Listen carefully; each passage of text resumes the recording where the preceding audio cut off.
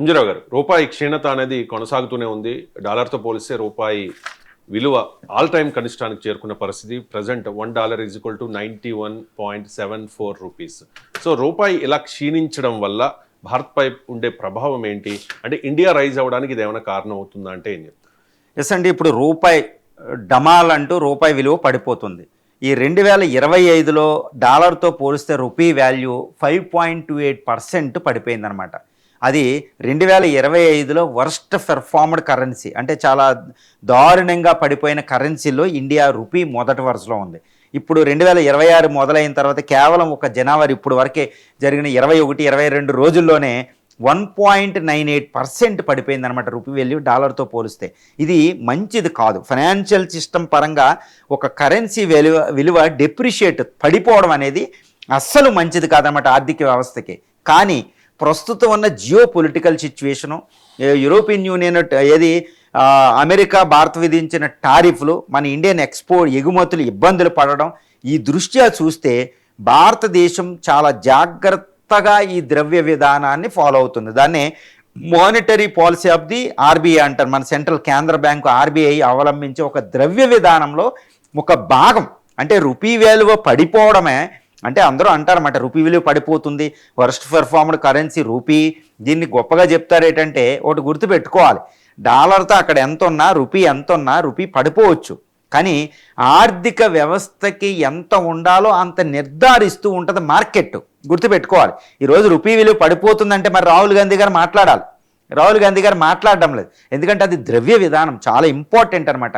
మోడీ యొక్క దౌత్య విధానంలో రూపీ విలువ అనేది కొంచెం పడడం అనేది ఒక దౌత్య విధానంలో ఒక భాగం. గుర్తుపెట్టుకోవాలి, ఒక లీడర్షిప్ అనేది ఎప్పుడంటే ఆర్థిక వ్యవస్థను సక్రమంగా నడిపితేనే మిగిలిన రాజకీయాలు ఆర్థిక వ్యవస్థలో అన్నీ కుదురుతూ ఉంటాయి, లా అండ్ ఆర్డర్ ఉంటుంది. అందువల్ల ఇక్కడ నిరుద్యోగాన్ని, ద్రవ్యోల్బణం, ధరలు ఎలా ఉన్నాయి అనేది, మ్యానుఫ్యాక్చరింగ్ వృద్ధి ఎలా ఉంది, వడ్డీ రేట్లు ఎలా ఉంది, ఇవన్నీ చూడాలన్నమాట. దాన్నే ఫండమెంటల్స్ ఆఫ్ ఎకానమీ అంటారు.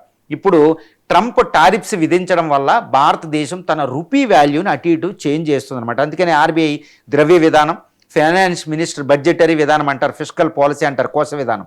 అంటే ఇటు ద్రవ్య విధానం, కోశ విధానాన్ని చాలా కంబైన్డ్గా చేసి సంయుక్తంగా రూపీ విలువ గొక్కును పడిపోవడాన్ని అది సమర్థించడం, చాలా జాగ్రత్తగా ఉంటుందన్నమాట.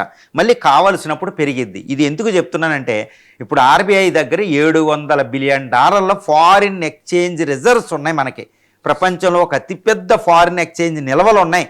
అంటే $700 బిలియన్, అందులో $600 బిలియన్ దాకా 600, 500 కేవలం డాలర్లు ఉంటాయి.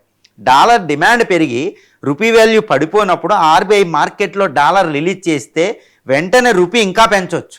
కానీ ఆర్బీఐ చాలా జాగ్రత్తగా దాన్ని తగ్గిస్తుంది. ఎందుకంటే రూపీ విలువ తగ్గడం వల్ల భారతీయ ఎగుమతులు పెరుగుతాయి, ముఖ్యంగా ఫార్మాస్యూటికల్స్ పెరుగుతాయండి, వస్త్ర పరిశ్రమ, ఆగ్రో ప్రాసెసింగ్ ఇలాంటివి పెరిగితే మ్యానుఫ్యాక్చరింగ్ సెక్టర్ బర్జాయినింగ్ అవుద్ది. ఎక్కువ పెరగడం వల్ల ఇక్కడ ఉద్యోగిత పెరిగిద్ది అనమాట. అంటే అమెరికా టారిఫ్ని బ్లంట్ చేయడానికి, అంటే ట్రంప్ విధించిన టారిఫ్ని నెగిటివ్ చేయడానికి మోడీ అవలంబించిన విధానమే ఈ రూపీ డెప్రిషియేషన్. మనం కావాలంటే పెంచుతారు, అదేం కాదు. ఇప్పుడు ఇండియా ట్రేడ్ డీల్ అయిన తర్వాత మళ్ళీ రూపీ విలువ పెంచుద్ది, ఏమీ కాదు. కానీ ఇది చాలా ఇంపార్టెంట్. దీనివల్ల ఇండియా ఎక్స్పోర్ట్స్ పెరిగితే, ముఖ్యంగా ఆగ్రో ప్రాసెసింగ్ అని, ఫార్మాస్యూటికల్, పెట్రోకెమికల్స్, జ్యువెలరీ విలువలన్నీ పెరుగుతాయి అన్నమాట. తర్వాత ఇండియాకి పంపించే $120 బిలియన్ రెమిటెన్సెస్ వస్తాయి, డాలర్ రూపంలో వస్తాయి. డాలర్ ఎక్కువ ఉండడం వల్ల మనం అక్కడ చాలా జాగ్రత్తగా చేస్తాం అనమాట.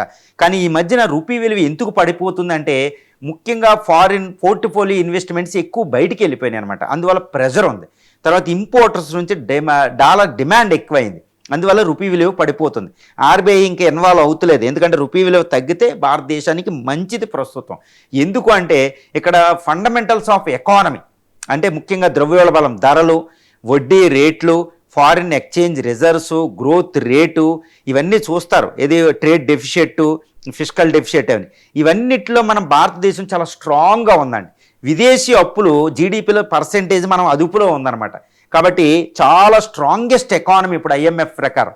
కాబట్టి రూపీ విలువ పడిపోతుందంటే అది నెగిటివ్ అనుకోకూడదు, రూపీకి అవమానం కాదు, డాలర్తో సమానం చేస్తున్నాం. అక్కడ గ్రోత్ రేట్ పెంచుతాం, 7.5% growth rate, highest growth rate. ఎందుకంటే ఆ ట్రంప్ మనల్ని దెబ్బతీయడానికి ప్రయత్నం చేసిన దాన్ని రూపీ విలువ అటు ఇటు సర్ది చాలా జాగ్రత్తగా అడ్జస్ట్ చేస్తూ గ్లోబల్ ఎకానమీలో నిలబడిపోతున్నాం అనమాట. అందువల్ల ఇప్పుడు రాహుల్ గాంధీ గారు ఏమన్నా ఒకప్పుడు 2014లో మోడీ గారు మన్మోహన్ సింగ్ గారిని తిట్టారు, రూపాయి విలువ పడిపోతుందేనండి. అప్పుడు పరిస్థితి వేరు, అప్పుడు పడింది నిజంగా.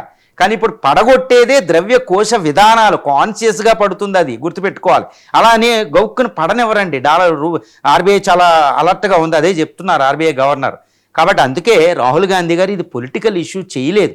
మోడీ అవలంబించిన ఒక ఆర్థిక దౌత్య విధానంలో ఇప్పుడు ద్రవ్య విధానం ఏది మానిటరీ పాలసీ అనేది ఒక భాగమైంది. దీనివల్ల కొంత నష్టం జరిగిద్ది. మన ఇంపోర్ట్స్ కాస్ట్ పెరుగుతుంది, పెట్రోలియం ప్రొడక్ట్స్ కాస్ట్ పెరుగుతుంది, గోల్డ్ ఇంపోర్ట్ కాస్ట్ పెరుగుతుంది, కొన్ని రంగాలు దెబ్బతింటాయి. కానీ ప్రయోజనాలే ఎక్కువ. EU ట్రేడ్ డీల్ కుదిరితే ఆర్థిక వ్యవస్థ చక్కబడిన తర్వాత మళ్ళీ దాన్ని సెట్ చేస్తారు. కాబట్టి నో ప్రాబ్లం. బట్ రూపీ డమాల్ అనేది ఇంకా ఈ సంవత్సరంలో కూడా కొనసాగిద్ది. ఈ సంవత్సరం ఎండింగ్కి అది 100 రూపాయలని బ్రీచ్ చేస్తుంది. అంటే $1 ఈక్వల్ టు 100 రూపాయలు కూడా అయ్యే అవకాశాలు పుష్కలంగా ఉన్నాయి.